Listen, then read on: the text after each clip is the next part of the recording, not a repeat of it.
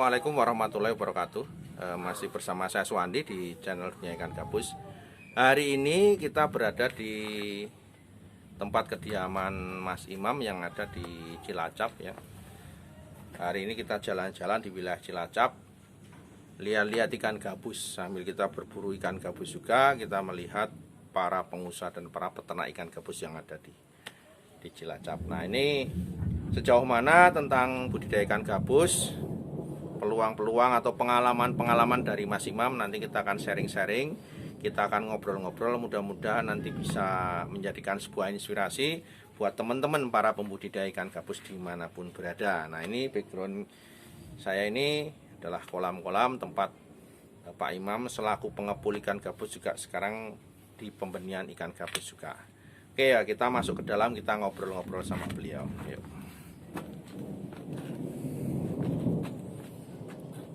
Ini kolam-kolamnya untuk penampungan ya. Oke, kita masuk ke dalam, kita ngobrol-ngobrol sama Mas Imam. Nah, ini Pak Imam ya, sedang duduk-duduk santai ya. Ya, selamat sore Mas Imam. Selamat sore, Pak. Ya, Mas apa Bapak nih? Mas saja lah. Oh, Mas isi nom ya, masih muda gitu ya. Muda tapi anak dua. Wah, muda tapi sudah anak dua ya. Ini namanya Mas Imam. Beliau ini sebagai pengepul ikan gabus. Kemudian dia juga selaku pembudidaya ikan gabus, juga melakukan pembenihan ikan gabus. Nah, sampai hari ini ya saya pun sering mengambil ikan gabus dari beliau. Jadi kalau dia panen punya ikan gabus banyak, saya beli gitu kan. Mungkin dia ngepul banyak, ya yang besar-besar, yang 500 gram up saya yang ambil ya. Oke, sambil kenalan Pak Imam, kita ngobrol-ngobrol. Mungkin nanti apa yang jenengan pernah lakukan sampai hari ini bisa bermanfaat buat pemirsa ya. Karena ini ditonton oleh seluruh dunia nanti kan ya. Bisa bermanfaat buat teman-teman para pembudidaya ataupun para pengepul ya. Ya, mungkin bisa kenalan Mas Imam sekilas ya. Selamat sore semuanya. Ya, selamat sore. Nama saya Imam Supeno. Imam Supeno. Yang punya akun Facebook Arum Busana. Wah, aku namanya Arum Busana, Mas. Ya, karena dulu saya itu pedagang pakaian. Waduh, pedagang pakaian ya. Kok jadi jualan ikan gabus, ini gimana ceritanya? Ceritanya kayak gini, Pak. Saya itu dulu jualan baju. Ya, sebenarnya dari 2012 saya bermainan ikan gabus dengan jualan ikan baju. Cuman saya nggak fokus. Nah, setelah semakin bergantinya zaman, kelihatannya kok banyak penurunan dari penjualan baju gitu loh. Fashion itu penurunan. Nah, saya beralih ke ikan gabus. Ya, alhamdulillah sampai sekarang bisa menafkahi keluarga lah. Sudah berapa lama Mas menekuni ikan gabus ini? Untuk menekuni ikan gabus yang serius itu dari sekitar 2015. Oh, 2015. Yang serius ya gitu 2015. Cuman kalau yang masih belajar awam-awam itu 2012, Pak. 2012 ini. Ini ngepul ikan gabus ini memang setiap hari ada orang jual ya ke sini ya. Alhamdulillah, Pak, dalam setiap hari ya ada aja yang jual. Ya, kita jual beli dalam artian ada yang datang, ada yang keluar gitu. Ya, jadi keluar masuk ya. Itu memang di daerah sini memang masih banyak Mas untuk ikan gabusnya itu. Untuk ikan gabus di daerah wilayah Cilacap ini masih agak terhitung sekarang ini ya, terhitungnya agak mulai berkurang. Berkurangnya ya. Karena nggak seperti dulu. Kalau dulu itu bisa banyak banget, satu hari bisa sampai 1 kuintal untuk menampung. Itu besar-besar gitu? Besar-besar. Nah, untuk sekarang itu paling-paling ya 20 kilo, 50 kilo sampai 50 kilo untuk perharinya. Tergantung cuaca juga. Iya. Itu ada nggak suka dukanya selama menjadi pengepul ikan gabus itu? Oh ya pasti. Kalau semuanya pasti ada resikonya. Kayak saya sendiri aja sudah pernah mengalami yang namanya kematian ikan sampai berkuintal-kuintal itu. Waduh, nah itu dikemanakan itu matinya itu?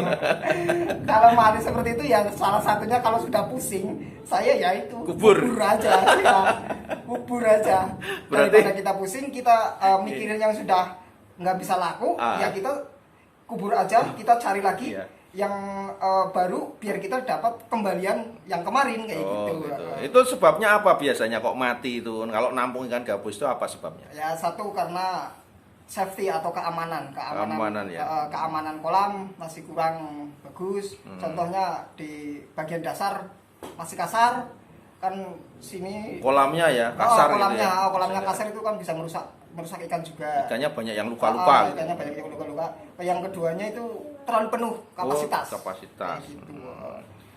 Berarti kalau mati nggak bisa dimanfaatkan, dibuang gitu. Rata-rata saya Waduh, itu kalau saya dekat saya ambilin itu.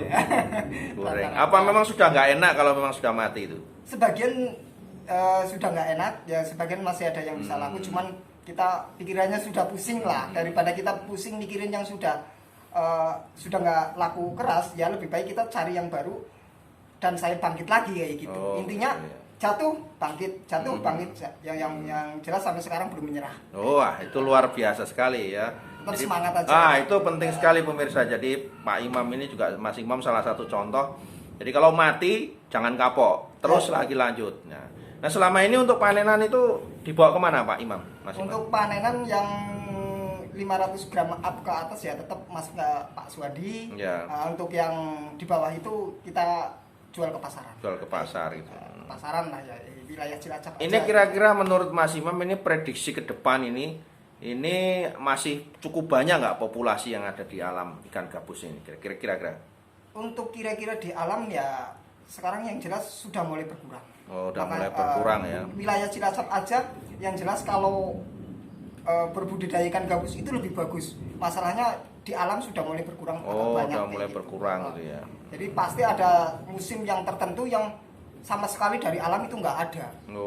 Jadi ada musimnya gitu ya. Ya, ada musim-musim tertentu yang habis katakanlah seperti itu. Kalau bicara masalah tadi kan tangkapan alam yang mulai berkurang. Kemudian kalau bicara masalah budidaya, ini menurut Mas Imam gimana prospek budidaya ikan gabus ke depan ini? Untuk prospek budidaya ikan gabus di kedepannya, menurut saya masih peluangnya masih banyak untuk sukses. Untuk semuanya itu masih bisa sukses. Dalam artian ikan gabus itu manfaatnya itu banyak sekali. Makanya kita jangan pernah ragu untuk berbudidaya ikan gabus dan apalagi ragu untuk nggak laku. Wah, itu kayaknya nggak mungkin. Berarti prospeknya optimis ya. Betul, pasti saya pasti laku ya. Kayak gitu aja. Jadi kalau bicara masalah ikan gabus, jadi ke depan masih cukup optimis lah ya. Optimis banget gitu ya. Makanya saya dari penjualan fashion lari ke ikan gabus. Untuk sekarang fashion menurut saya itu kurang bagus. Kenapa saya ke gabus? Ya karena di dunia ikan gabus itu ada harapan besar yang akan sukses kayak gitu. Wah, jangan pengaruhi orang fashion Mas, nanti bubar semua ke ikan gabus, repot ini kan. Saya sendiri dari fashion gitu. Orang fashion semuanya tutup biar ikan gabus repot ini kan. Iya. Berarti masih punya prospek ke depan cukup besar gitu ya. Sementara kalau hanya mengharapkan tangkapan alam mungkin makin lama makin habis ya. Makin habis ya, Pak. Ya, oke, terima kasih Mas Imam ya. Mudah-mudahan ini menjadi motivasi bagi para pemirsa sekalian atau teman-teman semua yang ingin membudidayakan ikan gabus, dan mudah-mudahan nanti bagi teman-teman yang pengen sharing yang untuk wilayah Cilacap dan sekitarnya mau sharing-sharing dengan Mas Imam, silakan bisa datang ke rumahnya ya. Beliau juga salah satu pengepul ikan gabus yang memang setiap dapat ikan gabus selalu disetorkan ke Pak Suwandi. Ya, mudah-mudahan sukses Mas Imam ya, dan tetap semangat ya, tetap panteng terus channel Dunia Ikan Gabus, masih bersama saya Suwandi dengan Mas Imam ini. Yuk Mas Imam, sukses ya. Assalamualaikum warahmatullahi wabarakatuh.